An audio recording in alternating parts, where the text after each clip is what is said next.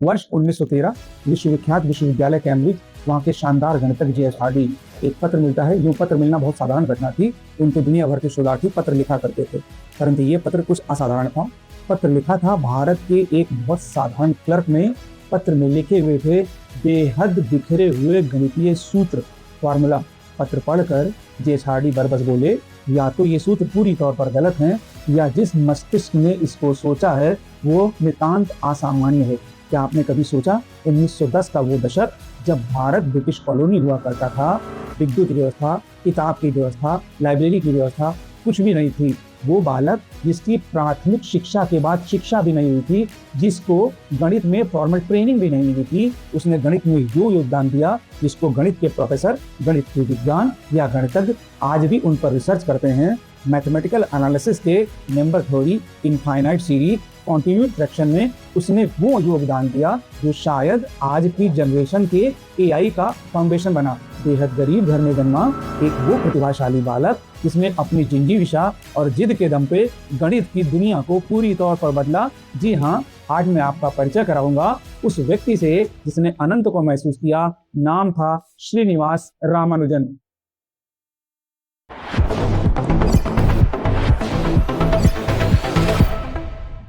जन्म होता है 22 दिसंबर 1887 तमिलनाडु के कुंभकोणम के ब्राह्मण परिवार में। बहुत ही साधारण घर जिसमें माता का नाम कोमलता अम्बलम, कुप्पू स्वामी श्रीनिवास अयंगर पिता हुआ करते थे। बेहद गरीब घर में जन्मा यह प्रतिभाशाली बालक 3 वर्ष तक कुछ ना बोला था। एक साधारण संगायन प्राथमिक विद्यालय में नाम लिखाया गया। बच्चे ने अपना शिक्षण कार्य प्रारंभ किया था। नवंबर 1897 प्राथमिक शिक्षा दीक्षा के लिए अंग्रेजी, तमिल, भूगोल, गणित ये विषय चुने गए। जनपद में बालक ने 10 वर्ष की आयु में गणित में सर्वाधिक अंक अर्जित किए थे। उसी वर्ष विद्यालय से पास बालक टाउन हायर सेकेंडरी स्कूल में पढ़ने गया, जहां पहली बार फॉर्मल मैथमेटिक्स से उस बच्चे का साक्षात्कार हुआ था। बालक 10 वर्ष का था। साधारण से असाधारण प्रतिभा का परिचय उसने देना शुरू कर दिया था। 3 साल और बीते। 13 वर्ष की उम्र जब सारे बालक खेल कूद रहे थे, उस बालक ने विश्वविख्यात एसेनलोनी की ट्रिग्नोमेट्री पूरी सॉल्व कर ली थी। उसके सारे शिक्षक हतप्रभ थे। बालक की अद्वितीय प्रतिभा दिखने लगी थी। महत्वपूर्ण पड़ाव आता है बालक की 16 वर्ष की आयु में। बालक मेरिट में आने लगा था, स्कॉलरशिप मिलने लगी थी। 16 वर्ष का यह पड़ाव जरूर याद रखिएगा। मैं इस कहानी में आपको कई बार बताऊंगा। एक पुस्तिका उसको मिली थी जीएस कार की, a synopsis of elementary result in pure mathematics. पुस्तक में केवल गणितीय सूत्र, फॉर्मूले लिखे हुए थे। उनका डेरिवेशन, संकलन कैसे हुआ था, ये नहीं था। बालक ने इस स्टाइल ऑफ मैथमेटिक्स को अपनाया और पूरे जीवन गणितीय संकलन में इसी प्रारूप को अपना कर रखा। बालक सूत्र को सीधा सीधा सॉल्व करता था। सॉल्व कैसे होते थे उसने अपने किसी भी पुस्तक में, अपनी किसी भी रिसर्च में कहीं नहीं लिखा था। अब 16 वर्ष का यह बालक इतना प्रखर प्रतिभा का धनी था कि विद्यालय के प्रधानाचार्य ने उसको गणितीय स्कॉलरशिप के लिए रिकमेंड किया।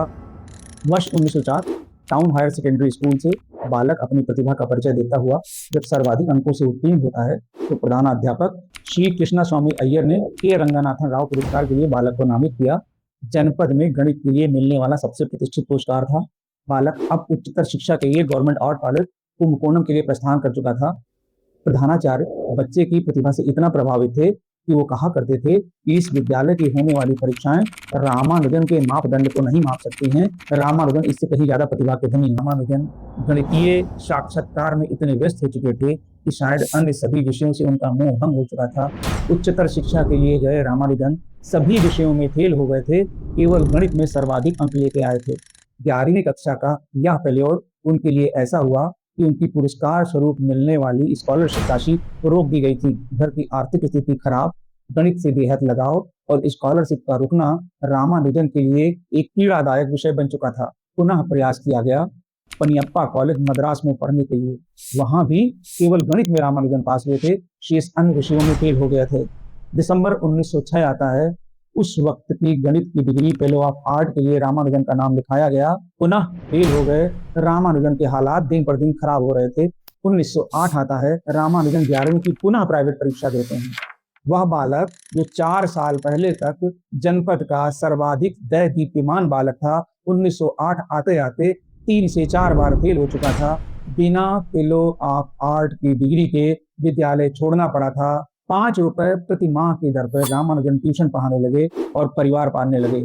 अपनी स्लेट पे गणितीय इबारत लिखते थे और अपनी कोहनी से उसको मिटाते थे। कोहनी से लिखते मिटाते पूरी कोहनी काली हो चुकी थी, पर रामानुजन की यह गणितीय पूजा कभी भी खत्म नहीं हुई, अनवरत बढ़ती चली जा रही थी। जिस समय दुनिया उस युवा को असफल मान रही थी, वो गणित के सूक्त को अपने रजिस्टर और स्लेट में भरते जा रहे थे। उनकी अद्वितीय प्रतिभा का परिचय उस रजिस्टर ने उनकी मृत्यु के 100 साल बाद दिया था कि वो कितनी महान प्रतिभा का धनी था। बेहद प्रतिभाशाली रामानुजन देवी नामगिरी के अनन्य भक्त थे और वो कहा करते थे, गणितीय परिकल्पनाएं देवी मुझे अपने स्वप्न में बताती रहती हैं।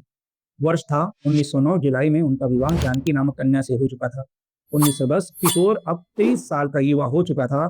इंडियन मैथमेटिकल सोसाइटी के फाउंडर वी रामास्वामी अय्यर, जो मद्रास के डिप्टी कलेक्टर थे, शानदार गणितज्ञ थे, उनसे बालक मिला और उस युवा ने अपने रजिस्टर को उनको दिखाया। उसकी गणितीय प्रतिभा से वो इतने प्रभावित हुए थे कि उन्होंने जिलाधिकारी श्री रामाचंद्र राव से कहकर इसकी रिसर्च के लिए 25 रुपए प्रति माह की व्यवस्था करवा दी थी। वो छात्री थी, इनकी गणित की शोध के लिए संजीवनी का काम कर रही थी। 1911 आते ही पहला शोध पत्र रामानुजन ने प्रकाशित कर दिया था। 24 वर्ष का तरुण, जिसका पहला शोध पत्र इंडियन मैथमेटिकल सोसाइटी के जर्नल में पब्लिश हुआ था, बर्नौली संख्याओं के कुछ गुण, प्रॉपर्टीज ऑफ बर्नौली थ्योरम। 1 मार्च 1912, 1 साल पूरा होते ही मद्रास पोर्ट ट्रस्ट में क्लर्क की नौकरी रामानुजन की लग गई थी, जिससे उस नौकरी के बाद शाम को उनको रिसर्च के लिए बहुत सारा समय, कागज और कलम उपलब्ध हो जाता था। रामानुजन कभी आराम नहीं करते थे। अपनी ऑफिस आवर्स के बाद वो अपनी मैथमेटिकल रिसर्च को लेकर बैठ जाते थे। वो कहा करते थे, ये मेरा काम संसार के लिए। डी रामास्वामी अय्यर के नेतृत्व में रामानुजन अपनी प्रतिभा को निखार रहे थे। अब उनके संरक्षक बने थे sir Francis spring, S Narayan Iyer. उन्होंने भारत में इनकी प्रतिभा को निखारना शुरू किया और यह मार्गदर्शन दिया कि कॉलोनियल स्टेट भारत के किसी भी विषय विशेषज्ञ, चाहे वो गणितज्ञ क्यों ना हो, यदि उसको आगे बढ़ना है तो विश्वविख्यात विश्वविद्यालयों से संपर्क अवश्य करना पड़ेगा। ब्रिटिश कॉलोनी भारत के लिए ब्रितानी गणितज्ञों से संपर्क नितांत आवश्यक हो सकता था। अब मैं आपको पुनः उस कहानी से जोड़ता हूँ कि रामानुजन का ब्रिटेन के शानदार गणितज्ञ G.H. हार्डी से मुलाकात कैसे हुई, उसके लिए इनके संरक्षकों ने प्रयास क्या क्या करना शुरू किया था। जनवरी 1913 पहला पत्र नारायण अय्यर रामाचंद्र राव ने मिलकर M.J.M. हिल को लिखा, यूनिवर्सिटी कॉलेज लंदन के लिए। उन्होंने रामानुजन को तुरंत शिष्य बनाने से इनकार किया, परंतु जीवन पर्यंत रामानुजन को एक बेहतरीन गाइड की तरह मार्गदर्शक बने रहे। दूसरा पत्र जनवरी 1913 में पुनः लिखा गया। 2 प्रोफेसर थे, H.F. Baker, E.W. हॉब्सन। दोनों ने पत्र पढ़ा, परंतु कोई टिप्पणी के बिना पत्र अपने पास रख लिया। अब तीसरे G.H. हार्डी बचते थे, जो उस वक्त के सबसे शानदार गणितज्ञ थे। G.H. हार्डी को रामानुजन ने पढ़ा था एक सिद्धांत में, नंबर थ्योरी के, और प्रभावित भी बहुत थे G.H. हार्डी से। अब G.H. हार्डी को जो मैंने शुरुआत में बताए थे वो पत्र लिखे गए। 2 पत्र थे, 18 पन्ने थे, 190 गणितीय संकलन सूत्र लिखे गए थे। ये पत्र लिखा गया और हार्डी साहब को भेजा गया। आपको शुरुआत में मैंने बताया था हार्डी ने पत्र देखकर क्या कहा था। अब इस पत्र को देखकर विस्मित हार्डी, उन्होंने बरबस कहा, सीन इज कैरोली पॉसिबल टू बिलीव। दिन भर परेशान हार्डी शाम को अपने एक कोलीग J.E. लिटिलवुड को बुलाते हैं और पत्र पढ़ने के लिए उनके सामने रखते हैं। J. लिटिलवुड देखते ही कहते हैं, certainly the most remarkable I have ever received. उस पत्र की परिचर्चा होती रही। शाम के बैठे दोनों गणितज्ञ अपराह्न के 3 बजे तक बैठ गए थे और पढ़ते पढ़ते ये निष्कर्ष निकाला गया, इस बालक को भारत से लंदन बुलाने का समय आ चुका था। 1913 का वह पत्र इतना कारगर साबित हुआ कि 8 फरवरी 1913 को G.H. हार्डी ने न केवल उस संस्था को पत्र लिखा, अपितु फोन भी कर दिया कि यह युवा गणितज्ञ अब लंदन आ जाना चाहिए।